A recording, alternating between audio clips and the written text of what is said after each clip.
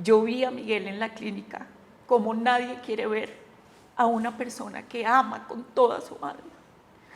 Y pienso en mí, pienso en mis hijos, porque los 4 vieron a Miguel en la clínica, y sobre todo pienso en Miguel papá. Entonces, yo tengo mucho dolor, pero no siento que tenga que transitar una etapa de perdón hacia alguien en específico.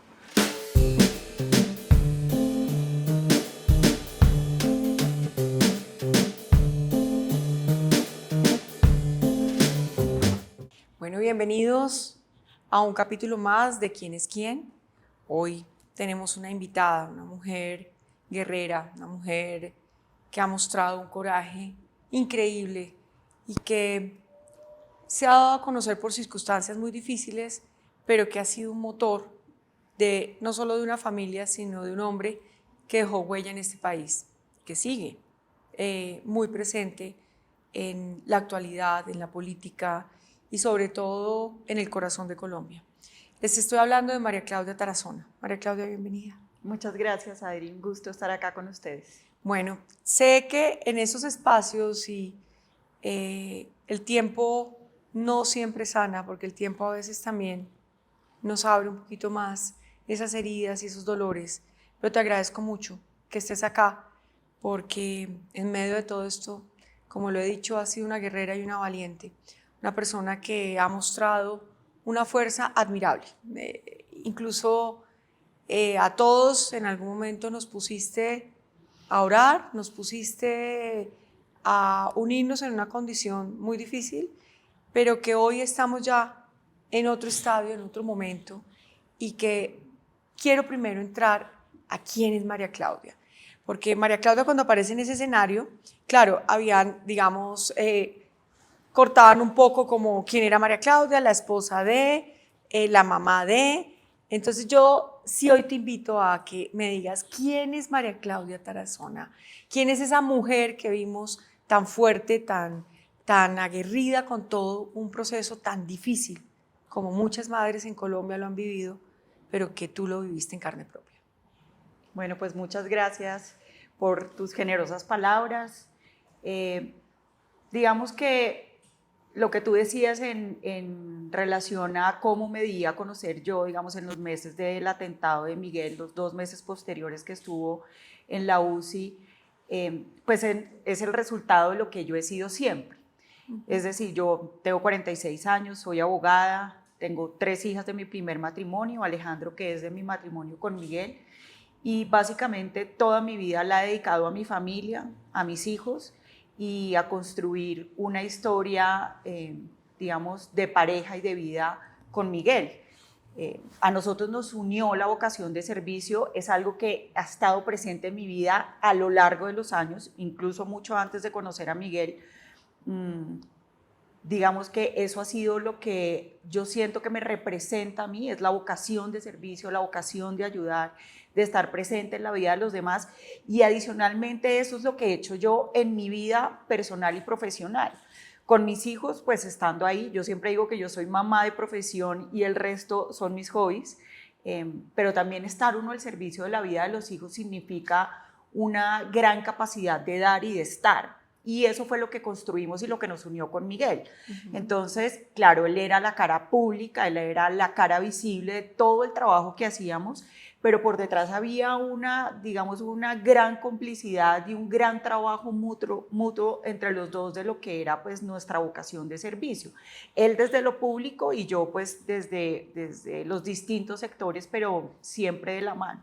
Pero yo podría definir mi vida como eso, como un camino de servicio y vocación hacia los demás. Bueno, pero vámonos antes, María Claudia, chiquita, ¿dónde naciste? Bueno, te ¿Tus cuento, papás? yo ¿Cómo fue ese nací, entorno? sí, yo nací en Bogotá, mi papá y mi mamá están juntos todavía, o sea, yo creo que llevan como 50 años juntos.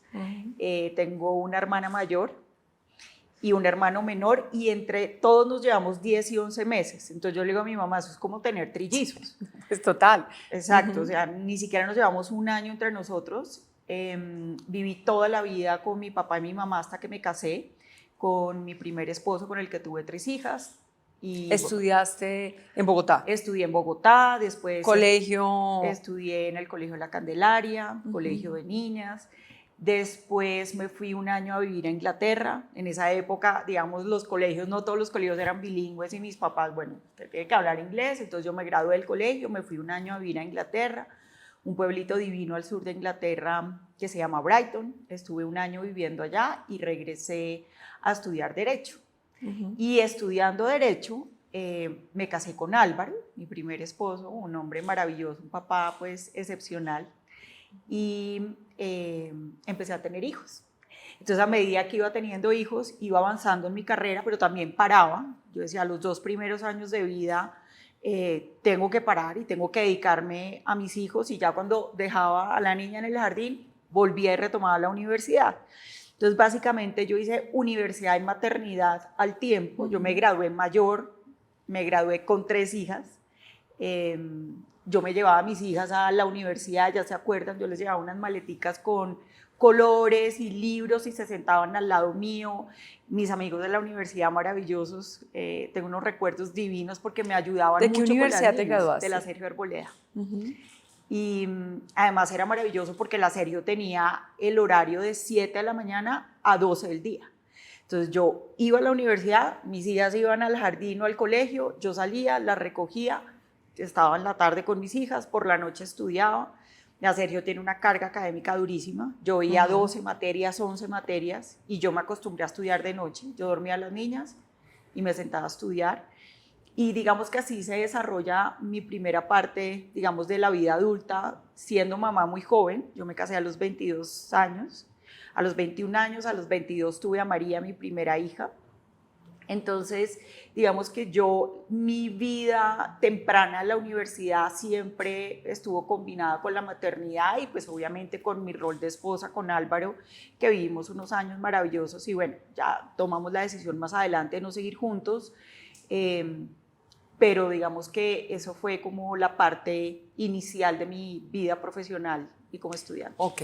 Dentro de eso, ¿había alguna actividad que te gustaba? ¿Deporte o cero, música o algo así? Sí, yo estudié música chiquita, tocaba batería, tocaba guitarra, me encantaba, estudié muchos años música. Y después ya cuando me caso y cuando tengo mis hijas, pues la vida de los fines de semana, de hacer deporte, jugaba tenis, corría, trotaba. Y además, como yo tenía tantas hijas, eran tan chiquitas todas, no tenía mucho tiempo, y Álvaro, mi esposo, y yo éramos muy jóvenes, todos nuestros amigos estaban rumbeando, parrandeando, y nosotros criando 3 hijas, entonces no teníamos tiempo ni ganas tampoco de, no salíamos, no rumbeábamos, no tomábamos trago, éramos dedicados a las niñas, al deporte, nos levantábamos temprano, llevábamos a las niñas a hacer ejercicio, cada una a sus clases, nosotros hacíamos deporte, y así un poco transcurría la vida. Y mientras tanto yo también hacía trabajo social, que es algo, como te digo, que me ha acompañado a lo ¿Qué largo de hacías, mi María vida. Claudia? Mencióname que... Trabajar en fundaciones, unas como voluntarias, otras no, a conseguir recursos para proyectos, fortalecimiento institucional. Yo siempre decía, uno no puede invitar a la casa a cenar a la gente si no tienes la comida y la mesa. Tú empiezas por tener eso y después, entonces, ¿a quién invito? Y un poco eso era lo que yo hacía en las fundaciones y en este tipo de organizaciones, a fortalecerlos para que pudieran tener programas sostenibles en el tiempo.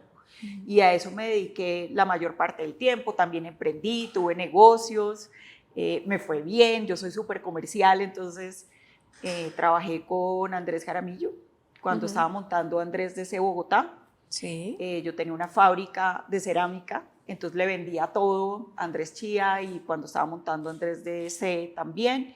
Viajé con él a México, buscamos proveedores, bueno, un poco de todo. En realidad nunca había hecho política hasta que conocí a Miguel. Bueno, ¿y cómo fue esa conocida con Miguel? Cuéntanos. Pues de hecho yo estaba estudiando un programa que se llama Cooperación Internacional para Desarrollo Sostenible, y en ese curso pues uno se presenta, dice qué hace, y yo dije, yo apoyo a las organizaciones, a las fundaciones, ONGs a conseguir recursos. Y una niña que estaba ahí me dijo, yo tengo un amigo que le encanta el trabajo social y ayuda a conseguir recursos.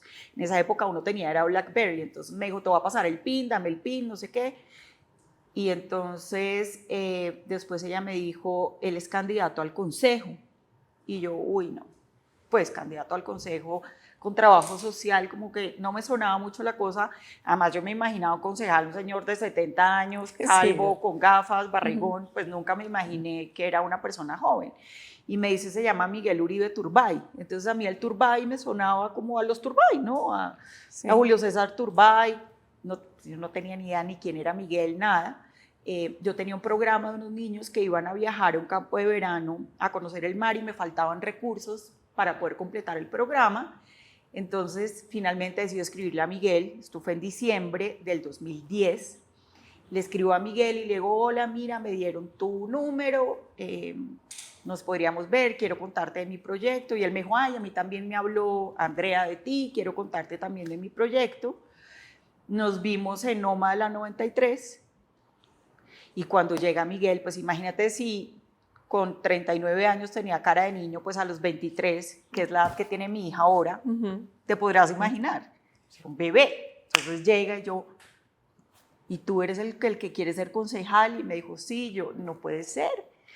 Entonces me dijo, bueno, ¿y tú me vas a ayudar a conseguir recursos para mi campaña? Y le dije, no, no tengo ni idea, yo no he hecho política, no sé de campañas, no sé nada. No es lo tuyo, no es lo mío. No, le dije, yo estoy en otra cosa, tengo 70 niños que van a conocer el mar, necesito. Me dijo, no, pues yo tampoco te puedo ayudar porque yo estoy ya consiguiendo recursos para mi campaña. Entonces le dije, ok, estamos en el lugar equivocado los dos, pero cuéntame por qué quieres ser concejal. Ah, bueno, eso sí, abrí la puerta. Se echó un cuento espectacular, me contó todo el tema de su mamá, que pues obviamente yo sabía quién era Diana Turbay, no lo relacioné cuando me fui a ver con él, no lo relacioné con Diana Turbay, pero me empieza a contar su historia de servicio, él me había contado del tema de su fundación, de la enseñanza de ajedrez, me pareció inteligentísimo, brillante, una capacidad más para enamorar y para no echar su cuento político, y yo le dije, wow, tienes un futuro impresionante, ¿cómo está tu campaña? Entonces me dijo, está muy desordenada porque pues hasta ahora estoy arrancando y entonces tengo los voluntarios por un lado, el tema de recursos, y yo le dije, pues mira, esto debe ser como una empresa. Tú debes organizar como un tema logístico, unas áreas, un área política, un área programática, un área de voluntarios, poner a una persona cada uno y que alguien te organice todo. Y me dijo, oye, sí, no lo había pensado. Entonces yo le dije, esto debe ser como una empresa, pero a corto plazo, que te funcione eficientemente. Nos despedimos, me escribió y me dijo, dame tu dirección, me dejó un libro, yo me fui de viaje y en enero me llama y Pero me ahí dice, no hubo chispita. no, pues además yo te voy a decir que yo decía, qué niño tan pilo. Pues, o sea, yo estaba en proceso de separación, tenía 3 hijas, pues una vida completa ya organizada, y pues me pareció un niño pilo, inteligente, inquieto, preguntón, quería saber todo, me pareció pilísimo, pero pues lo veía muy, muy niño. Okay. O sea, es que Miguel tenía 23 años, yo tenía 29.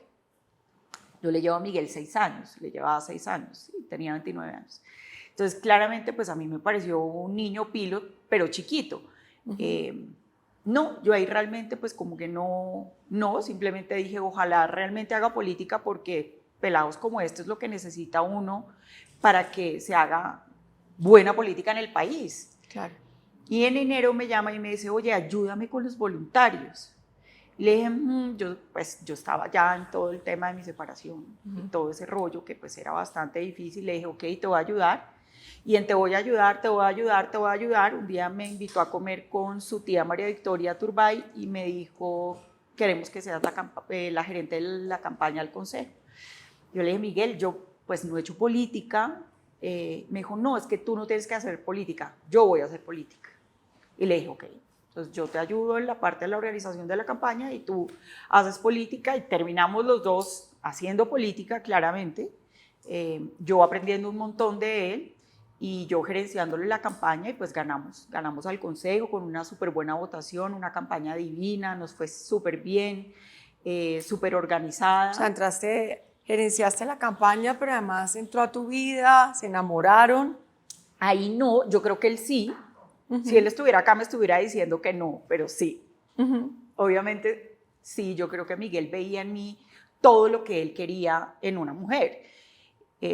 digamos, Miguel siempre quiso una familia, ¿no? Pues él creció muy solo con su papá, eh, pero, digamos, sí tuvo una vida muy solitaria y no tuvo mamá. Entonces, de alguna manera, verme a mí con las niñas era para él, yo me acuerdo, él me miraba, porque yo me llevaba, así como me llevaba a las niñas a la universidad, me llevaba a las niñas a la sede, las ponía a pintar, tomaba onces con ellas. Yo le decía a Miguel, yo nunca, nunca voy a trasnochar, o sea, yo acuesto a mis hijas, mi casa es un búnker, después de las 7 de la noche yo no existo, no aparezco, no creo que haya ningún problema en la campaña que no pueda esperar hasta las 7 de la mañana del día siguiente. Entonces yo creo que esa entrega que yo tenía por las niñas, pero a la vez muy ejecutiva, pero a la vez muy entregada a él, yo creo que sí, yo creo que él se enamoró muy temprano. Él me decía cosas como, yo hubiera querido tener una mamá como tú, el día que yo me case quisiera tener una esposa como tú, si yo tengo un hijo, qué delicia que sea una mamá como tú. Y yo decía, este chino está más tragado. pero, ¿Y tú? no, yo, pues en eso, yo tenía pues el corazón muy enredado. Yo tenía un matrimonio lindo, por circunstancias de la vida distintas terminamos Álvaro y yo tomando la decisión de no seguir juntos, pero para mí fue un duelo la separación, porque yo quería mucho a Álvaro y realmente tuvimos un buen matrimonio y además teníamos un hogar lindo con 3 niñas lindas, entonces era un proceso difícil. Yo no estaba lista ni para Miguel ni para nadie. Además, pues Miguel tenía las cosas propias de su edad, era rumbero, trasnochaba. Un día me pidió el favor que llegara, que esta historia es divina, porque me dijo, necesito que llegues a las 7 de la mañana porque tenemos una reunión muy importante y quiero que me acompañes. Y entonces yo le dije, mire Miguel, yo llevo a mis hijas al colegio todos los días, entonces voy a hacer una excepción y lo voy a acompañar. A las 7 en punto estoy allá, como una excepción. Entonces yo llegué a las 7, llegaron una cantidad de señores a la oficina y Miguel no llegaba y no llegaba y no llegaba y yo, les dije, no, pues no sé, cuéntenme en qué les puedo ayudar. Miguel llega a las 10 de la mañana con el pelo mojado, los ojos rojos y le dije, no, querido, por aquí, así no, por aquí no es. Así no. Le dije, no, yo, no, usted no me puede poner a madrugar a mí para usted poder trasnochar. Le dije, no, última vez y si no me voy de la campaña. Yo esto aquí no lo voy a tolerar. Disciplina total, si decimos madrugamos, madrugamos, pero no, entonces también me sentía como criando un poco, pues porque Miguel era un niño y un niño asumiendo un rol político importante. Miguel, en esa época teníamos en la campaña 25 líderes y ediles por todo Bogotá, recorridos de 7 de la mañana a 10 de la noche todos los días. Entonces, pues él estaba asumiendo un rol importante, pero pues era como son nuestras hijas, tenía 23 años. Claro. Entonces, digamos que en ese momento no, yo ni estaba en eso, él estaba en lo suyo, yo obviamente pues aprendí a quererlo. Miguel era muy fácil de querer. Miguel era esa persona que enamoraba con su presencia, amoroso, generoso.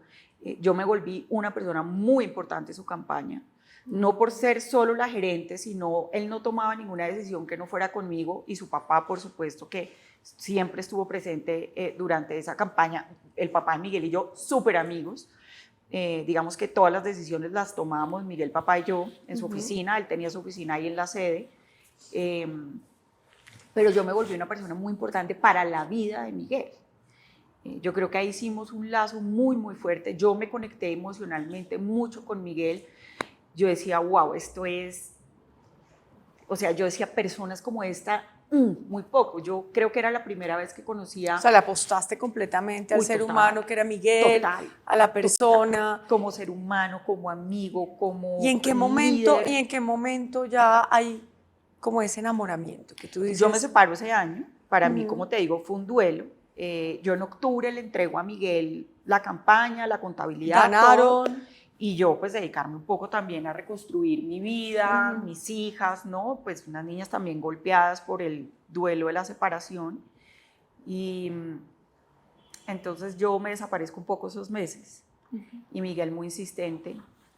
Y yo le decía a Miguel, si no son temas de la campaña, yo no me puedo ver contigo, porque pues yo estoy en lo mío.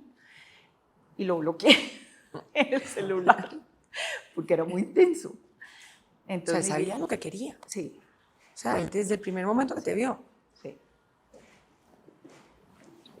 Entonces al siguiente año, en el 2012, me busca y me dice, te quiero invitar a comer, tengo algo muy importante que decirte. Yo estuve en la posesión de él, yo fui a la posesión, me sentí súper orgullosa, yo decía, pucha, este tipo va, pero mejor dicho, con toda. Y como en marzo me llamó y me dijo, quiero hablar contigo, y nos vimos, salimos a comer y me dijo, María Claudia, yo ya tomé una decisión. Y yo le dije, ¿qué decisión tomaste? Y me dijo, me quiero casar contigo. No, Y es quiero- mucho, fue de una. Y quiero estar contigo el resto de mi vida. Yo no puedo vivir sin ti y quiero estar contigo el resto de la vida. Entonces yo le dije, Miguel, Tranquila. Pero un momento muy especial, María Claudia, además muy definido, ¿no? Lo que define también a lo que era Miguel. Miguel era decidido, Miguel era un tipo que era decidido, que decía aquí, Micho dijo, se va conmigo de gerente de la campaña, se va conmigo, o sea, empezaste a acompañarlo en su vida, pero qué felicidad poder tener esa historia. entonces yo me reí y le dije, Miguel, no, es que no puedo. No, no te preocupes, hacemos un par si quieres.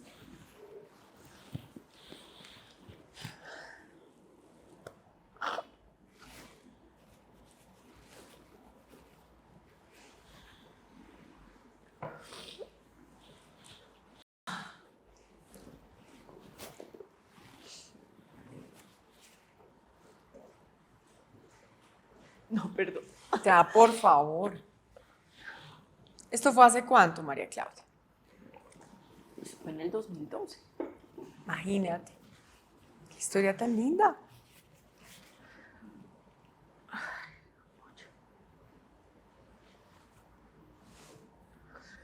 Entonces yo le dije, Miguel, para una decisión de esas se necesitan dos personas. Usted no puede decidir estar conmigo el resto de la vida si yo no estoy de acuerdo con eso. Y entonces me dijo, dame una oportunidad. Tú me das una oportunidad y yo te voy a demostrar que te voy a hacer feliz el resto de la vida. Y ahí empezamos. Digamos, yo me tomé un tiempo, le dije, voy a pensarlo, déjeme lo pienso. Es que yo le decía a Miguel, es que no me cuadras en mi vida, o sea, es que yo tengo 3 hijas, yo me levanto, listo la una, listo la otra, llevo al colegio, tengo mi oficina. Yo había empezado una oficina con unos amigos, pues para ejercer derecho después de ese año. Yo le decía, es que no me cuadras en la vida, dame una oportunidad, te pido, solo dame una oportunidad. Yo me acuerdo que Miguel papá me llama a su oficina y me dijo, veo a Miguel muy triste, veo a Miguel muy mal. Miguel se había ido creo que el fin de semana para Medellín, que de hecho una de las personas que estuvo ese fin de semana con Miguel en Medellín me escribió ahorita para los 5 meses de fallecido Miguel, diciéndome que él había estado con Miguel en ese fin de semana de tusa de él. Entonces Miguel papá me dice, Miguel está muy mal, ¿qué pasó? Y yo me hice la loca y no le dije nada, no le conté, no nada, y éramos muy, muy amigos, somos muy amigos con Miguel papá. Y entonces nada, digamos que después de un par de meses y Miguel además pendiente, hola, ¿cómo estás?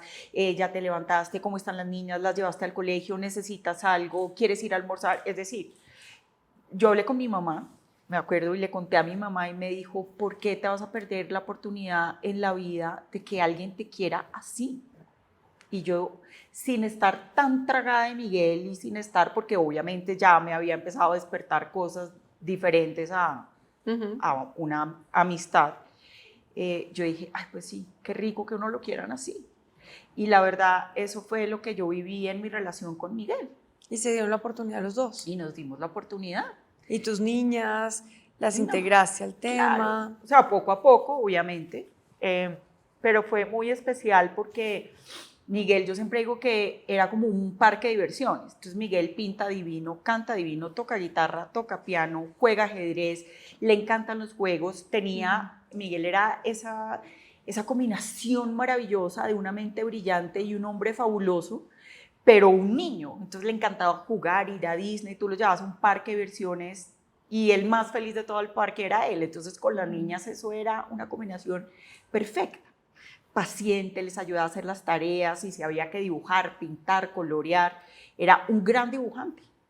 Entonces, él nunca pretendió ocupar el lugar del papá de las niñas, pero poco a poco él fue aprendiendo a ser parte de la vida de las niñas, respetando sus espacios. No fue fácil, es decir, decirte esto fue pues...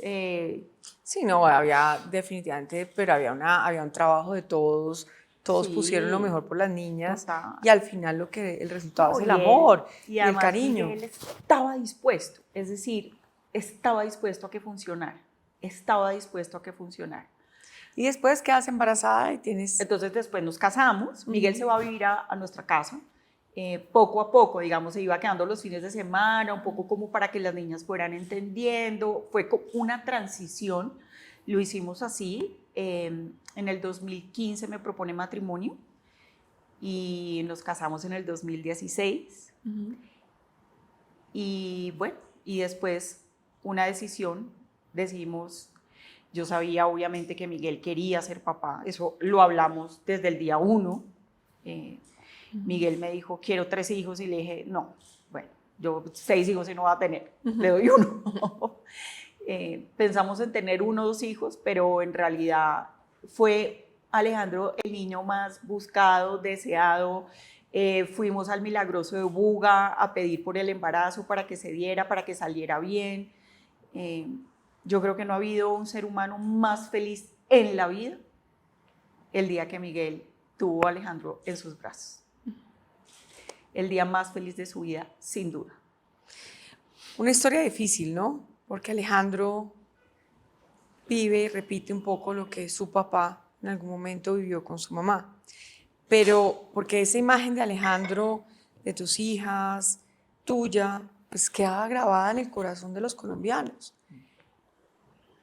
Que uno se pregunta a veces por qué, pero entendiendo todo esto que nos estás diciendo y contando, hay una historia que aún no se acaba, María Claudia, que continúa y que tú tienes que continuar y que estás continuando. Cuéntanos cómo te estás proyectando, qué quieres en este momento o qué no quieres, porque una vez también puede decir, no quiero nada, como Total. puedo querer o tengo un camino ya abierto en esto o he visualizado esto. ¿Cómo te ves tú? Mira, yo pienso, tú al principio de la entrevista decías, el tiempo va curando y en realidad el tiempo pasa. Lo que uno hace con ese tiempo es lo que realmente te lleva a sanar y a integrar el duelo a tu vida. Hace poquito estaba leyendo un libro maravilloso que lo recomendé en mis redes, se llama El duelo duele, de Camilo Rusi, y entendí una cosa maravillosa en la vida y es que el duelo es permanente en la vida, lo que se va transformando un poco es el dolor. Entonces yo estoy en este momento de la vida entendiendo qué es lo que me está pasando, ¿no? El cerebro se pone en pausa, no solamente por la muerte, sino el impacto de lo que fue la violencia hacia la vida de Miguel y la violencia que se mete en mi casa un 7 de junio a las 5 de la tarde y todo alrededor de lo que yo había construido en mi vida se derrumba.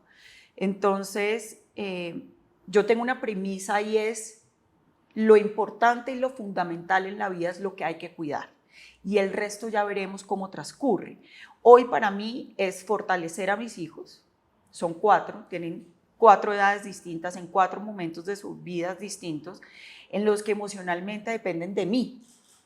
El papá de las niñas ha sido fundamental, él y su esposa, a quien quiero y agradezco enormemente el papel que ha jugado, pero finalmente las niñas viven conmigo, están conmigo y más allá del soporte y el apoyo, lo que pase con mi vida y lo que yo construya ahora es lo que a ellos les va a dar el soporte y la posibilidad de transitar esto de una manera más tranquila y menos dolorosa. Entonces, la respuesta es, hoy estoy dedicada a mis hijos, estoy dedicada a mí, a entender, a aceptar mi dolor, a abrazar mi dolor, a permitirme estar triste, a permitirme estar en el duelo tan doloroso, infinitamente doloroso en el que estoy. Un poco entender cómo estoy reconstruyendo mi vida con las piezas que tengo. Decido sí o sí aceptar un duelo sin rabia, sin rencor, sin odio. Para mí el proceso del duelo ha sido amoroso, reconociendo las cosas maravillosas que me dejó Miguel, infinitas cosas maravillosas. El perdón. El perdón, pues mira, yo realmente acepto lo que me pasó. No quiere decir que no me duela, pero lo acepto. Yo no siento que tenga que perdonar a nadie. Me duele profundamente, me va a doler el resto de mi vida. Yo vi a Miguel en la clínica como nadie quiere ver a una persona que ama con toda su alma. Y pienso en mí, pienso en mis hijos, porque los 4 vieron a Miguel en la clínica, y sobre todo pienso en Miguel papá. Entonces, yo tengo mucho dolor, pero no siento que tenga que transitar una etapa de perdón hacia alguien en específico. Acepto lo que me pasó. No peleo ni con la vida, ni peleo con fulano, sutano, ni por qué hizo, ni por qué no dijo, ni si hubiera. Para mí, él si hubiera, si lo hubiéramos cuidado más, si le hubiéramos avisado, si alguien se hubiera dado cuenta. Yo esa narrativa viene a mi mente, porque no te puedo decir que no, pero trato como dejarla pasar y aceptar que la vida es así.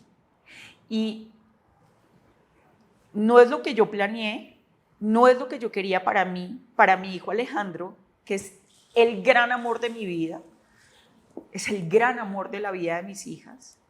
Ver a mis hijas sufrir por el dolor a Alejandro, esto es como un loop de dolor muy profundo, porque mis hijas duelan a Miguel y les duele Miguel, pero les duele ver a su hermano de 4 años, de 5 años, que aman y adoran, llorar a su papá.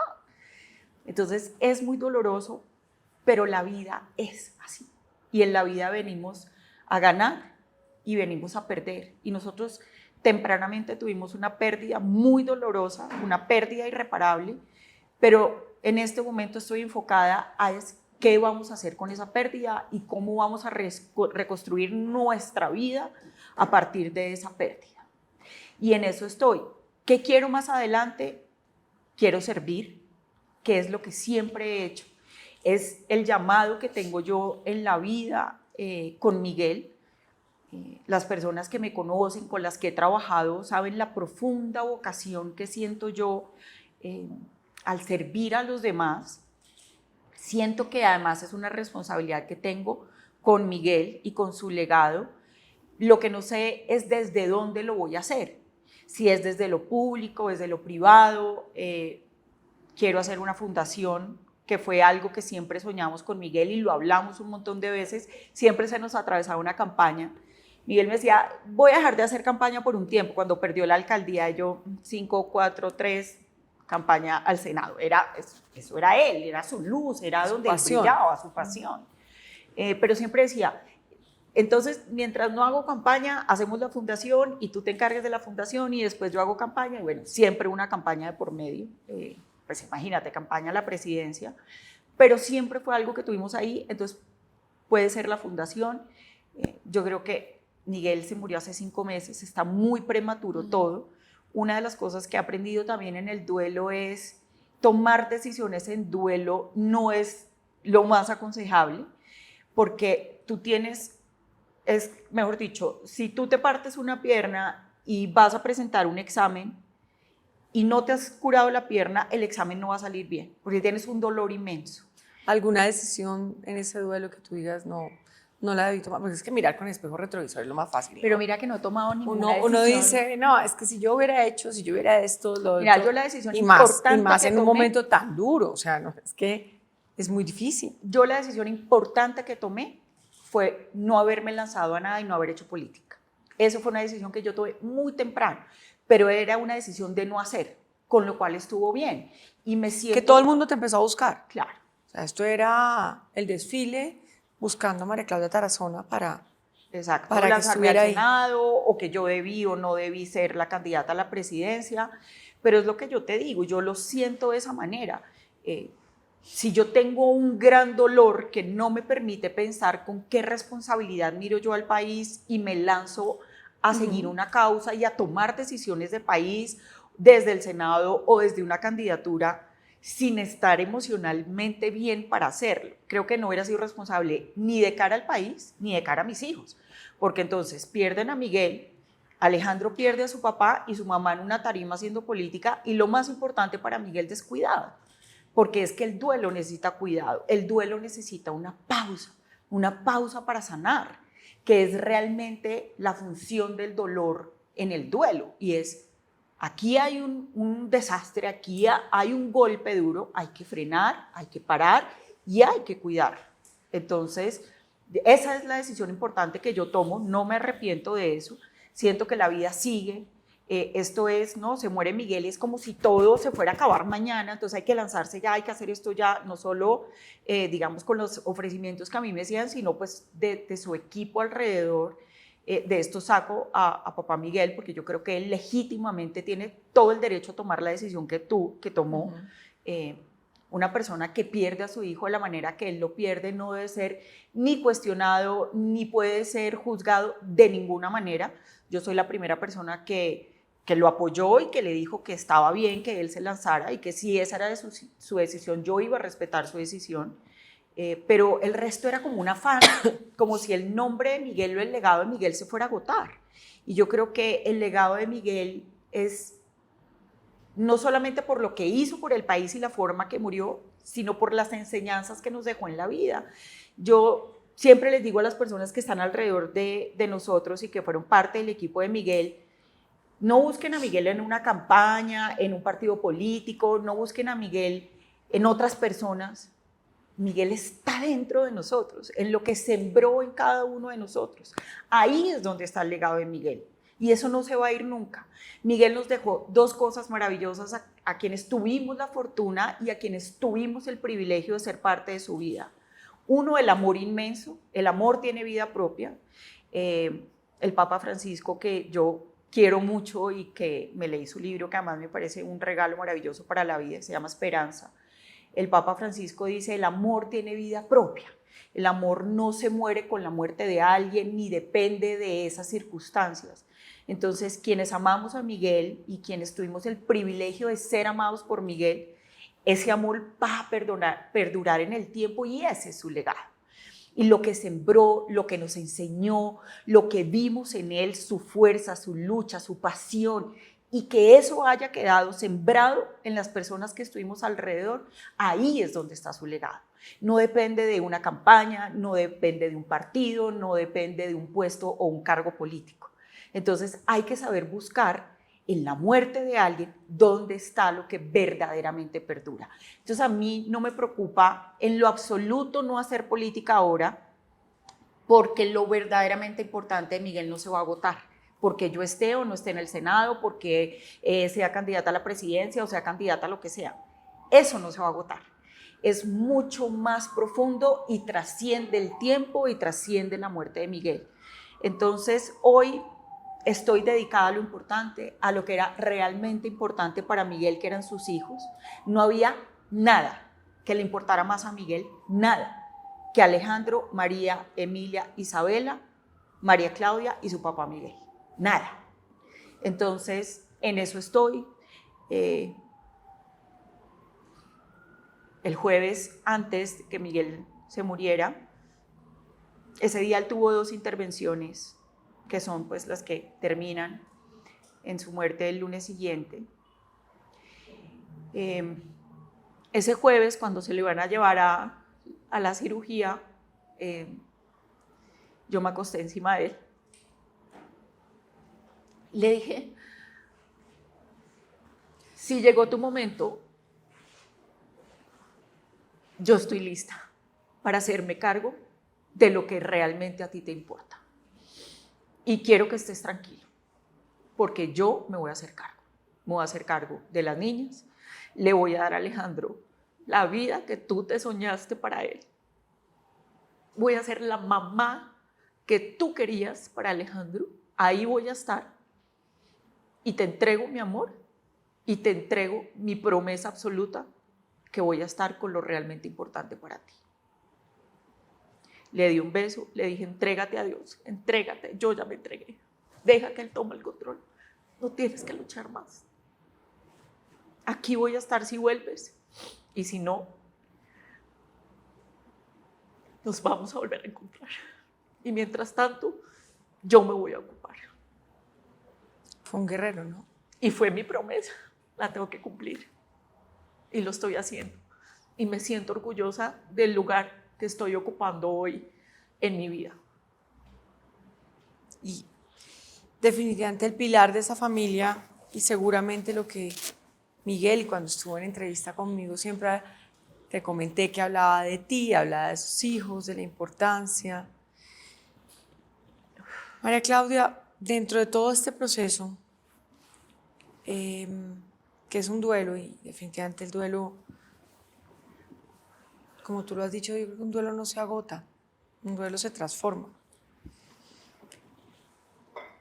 Este joven que tomó una decisión tan equivocada, una decisión de un sistema que tenemos que analizar mucho más allá de coger un arma y disparar. Frente a ese hecho de ese joven, ¿hay algún tipo de reflexión, algún tipo de pensamiento que tú tengas o quieras expresar? Sí, por supuesto. Yo creo que sin duda es un llamado muy importante porque como este niño que tiene 15 años y que le disparó con la puntería y con la habilidad que lo hizo para acabar con la vida de Miguel, hay cientos de niños de la edad de él haciendo lo mismo. Lo vimos, quien acabó con la vida de un joven por robarle un celular, tenía creo que 16 años, o sea, la misma edad de la persona que atentó contra Miguel.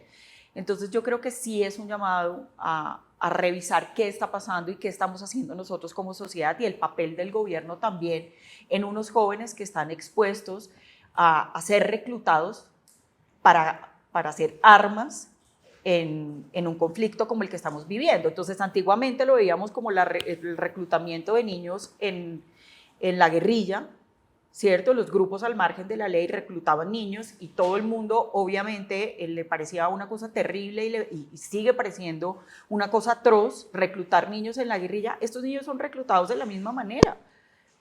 Desafortunadamente sí, son reclutados para eso. Hay oficinas de sicarios donde las personas se acercan y dicen necesito un asesino que tenga entre 13 y 16 años, obviamente por el tema de la ley, y adicionalmente que sepa disparar arma de fuego, que tenga habilidad en objetivos móviles, y tú puedes decir si arma de fuego, si arma cortopunzante, y los contratas. Entonces son reclutados de la misma manera y hay una responsabilidad frente a eso.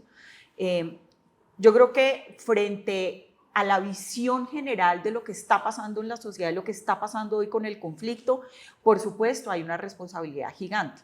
Ahora, de cara al joven que lo hizo, pues como yo siempre lo he dicho, la vida es, punto. Tú cometes una acción y tienes una consecuencia y él tiene que pagar la consecuencia que hoy está establecida en la ley. Ahora, que hay que revisar qué tipo de consecuencia penal tienen los menores de edad hoy cuando cometen este tipo de crímenes, por supuesto que sí, hay que revisarlo. Yo creo que hay que buscar una protección mayor. No es lo mismo que a un niño le digan te doy 20 millones de pesos y máximo vas a pasar 6 años o 7 años en prisión, si es que es la pena máxima, y además te dan cama, te dan comida, aprendes a delinquir adentro, el tiempo se pasa así. 20 millones de pesos para un joven que nunca ha visto dos billetes juntos, ¿no? A nosotros nos puede parecer irrisorio 20 millones de pesos, pero 20 millones de pesos para un niño que vive en la calle es la fortuna de su vida. Qué diferente sería si este joven o este niño sabe que en vez de 7 años son 30, 40 años. Entonces yo creo que se lo pierde, se lo piensa. Ahí dice, hay una reflexión y dice, bueno, si me cogen, me puedo ir 30 el resto de mi vida a la cárcel. Entonces la medida, digamos, la pena también puede ser protección para esos menores.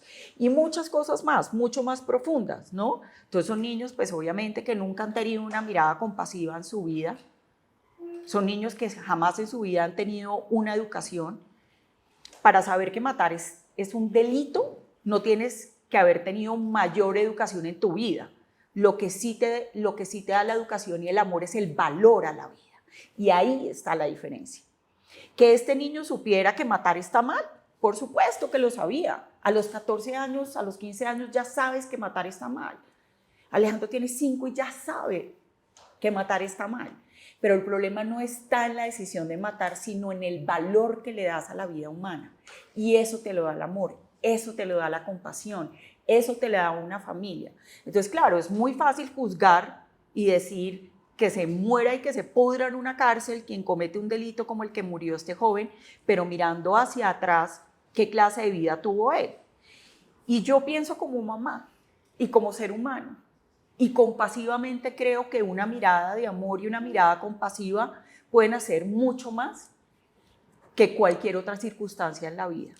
¿En algún momento has pensado en verlo frente a frente o no? Pues mira, yo creo que fue un impulso que tuve en principio, pero yo creo que por respeto a Miguel papá, por respeto a mis hijas, por respeto a Alejandro, la intervención de ir a hablar con él, pues digamos que decidí no ir. Creo que como te digo, respeto, por decir algo, a las otras víctimas del asesinato de Miguel. No lo hice y no creo que lo haga. Para mí el mensaje es claro, es ojalá que este joven tenga una segunda oportunidad. Miguel no la tuvo, pero yo valoro todas las vidas de la misma manera.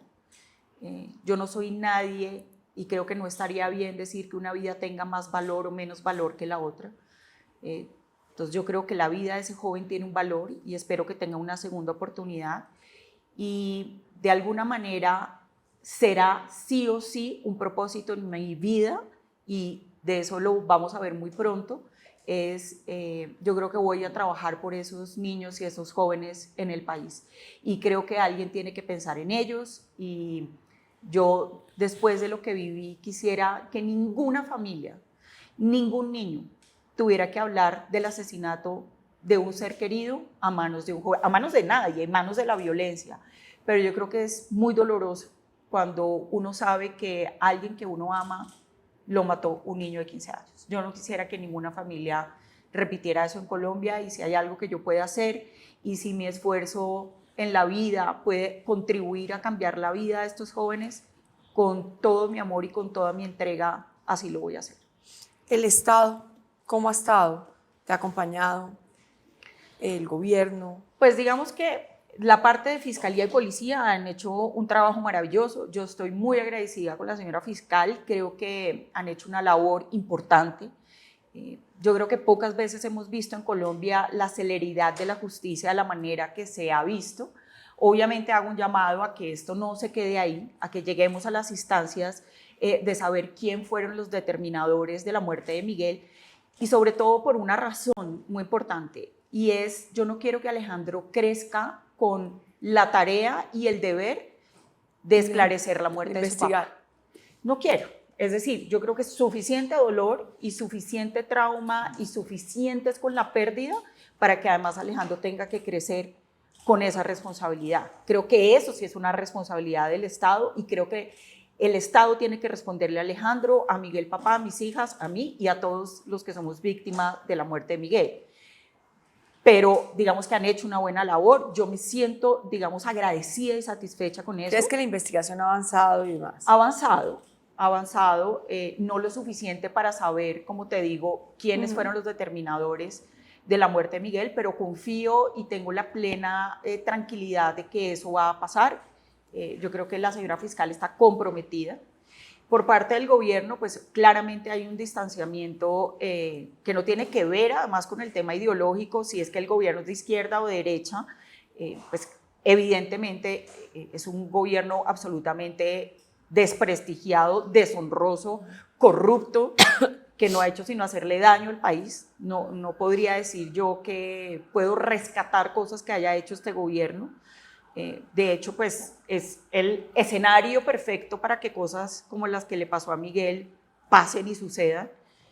Entonces, ni acompañamiento, ni absolutamente nada, ni porque ellos lo hayan ofrecido, ni nosotros como familia, ni como víctimas lo esperamos. Solicitado.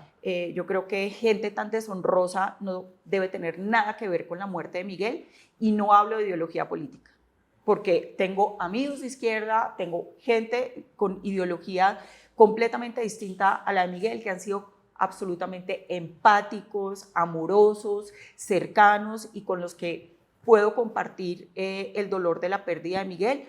No es un tema ideológico, es un tema de decencia y de respeto hacia el ser humano que fue Miguel.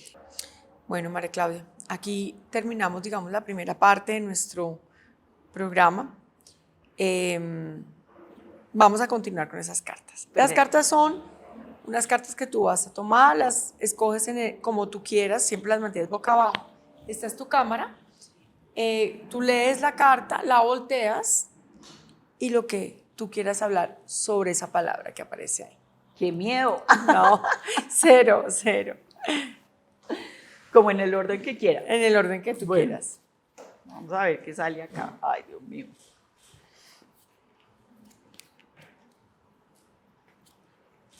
Alegría. María, Emilia, Isabela y Alejandro son mi alegría.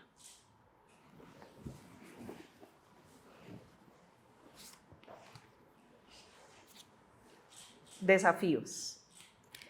Aprender a vivir una vida sin Miguel. Mi gran desafío. Frustración. Perdernos el país que Miguel hubiera construido para los colombianos.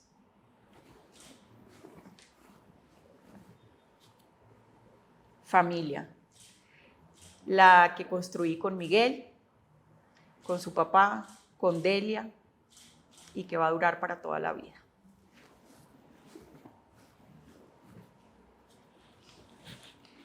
Colombia profunda.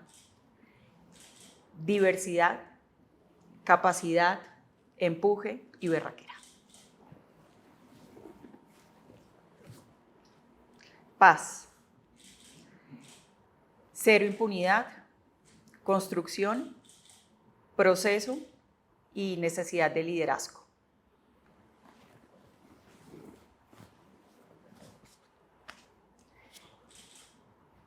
Herramienta maravillosa para construir, herramienta para transformar vidas, vocación de servicio sin duda la que debe tener cualquiera que quiera hacer política en este país y en cualquier país. Esperanza. Lo que nos debe unir, lo que debe unir al país en este momento coyuntural tan difícil, que nos una la esperanza y no nos divida el miedo.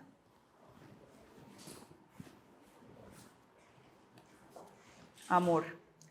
Tiene vida propia el que siento por Miguel y voy a sentir por él hasta el día que Dios nos permita encontrarnos en la eternidad y allá lo llenaré de besos.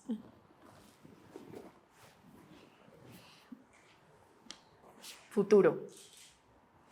Colombia tiene más futuro que pasado. Este país tiene todo para salir adelante. Tenemos que unirnos con esperanza, con fe y sobre todo con caridad. Que eso nos una a todos. Fe. Lo que me sostiene, mi fe inquebrantable en Dios, en que hay una vida después donde me voy a volver a reunir con Miguel. Bueno, María Claudia, con esto cerramos la segunda sección, pero pues no me puedo ir sin preguntarte por este libro. Mi causa Colombia. Me llegó a mis manos, no lo enviaste.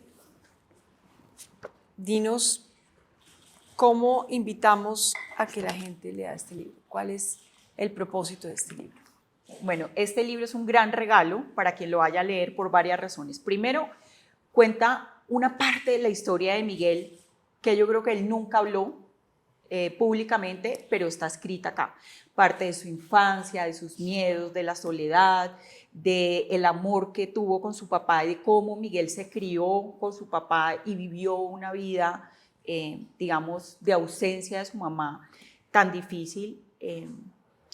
Y yo creo que el mayor regalo, no solo para mí, porque además este libro, pues digamos, Miguel iba escribiendo y me mostraba y me contaba y me decía cómo te parece y leímos y discutimos un poco lo que él iba escribiendo, pues yo lo leí realmente completo cuando el libro estuvo terminado por la editorial.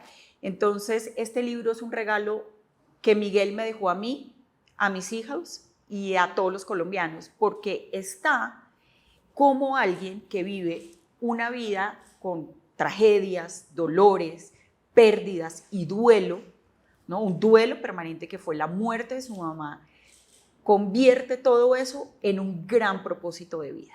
Y yo creo que ese es el mayor mensaje del libro de Miguel, descubrir el gran ser humano y la profundidad de ser humano que era Miguel, en el que todo el dolor y las dificultades que están narradas en el libro, que yo creo que ese fue también parte de su propósito, contar digamos, de primera mano todas las circunstancias en las que vivió, que no fue la vida privilegiada y de niño perfecto que todo el mundo en algún momento pensaba que podía tener, y cómo eso lo construye en propósito, en causa de vida y entrega al país. Maravilloso. ¿Cuándo se terminó el libro?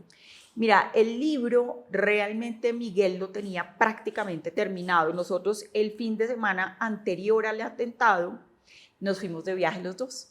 Fue la primera vez que salíamos, que no fuera de trabajo, los dos solos sin Alejandro, porque siempre viajábamos con Alejandro.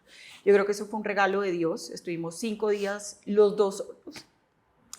Y Miguel en esos 5 días tuvo la posibilidad de escribir y de terminar el libro. Yo creo que al libro le faltó la parte de su campaña a la presidencia, lo que él quería convertir en Colombia. Había muchas anotaciones sobre eso, pero con la editorial decidimos como respetar que eso no lo terminó de escribir y lo dejamos ahí, pero toda esta parte estuvo terminada. Escribió mucho en ese viaje porque pues teníamos tiempo, nos íbamos a los cafés y yo le decía, ve, tú escribes y yo leo, a mí me encanta leer, entonces nos íbamos, tomábamos café, él escribía, yo leía y ahí terminó esta parte del libro. ¿Dónde fue eso? En Nueva York. En Nueva York me propuso que fuera su novia, en Nueva York me propuso matrimonio, en Nueva York fue nuestro último viaje juntos y en Nueva York terminó su libro. Bueno, María Claudia, más que agradecimiento por esta entrevista, por este espacio, invito a todos los seguidores de quienique.com a que la vean, a que la disfruten, a que entiendan quién es María Claudia Tarazona detrás de esa guerrera, porque no se me olvida también la canción del guerrero de Yuri Buenaventura para Miguel, pero tenemos una guerrera acá presente. Gracias. Mil gracias a ti por el espacio.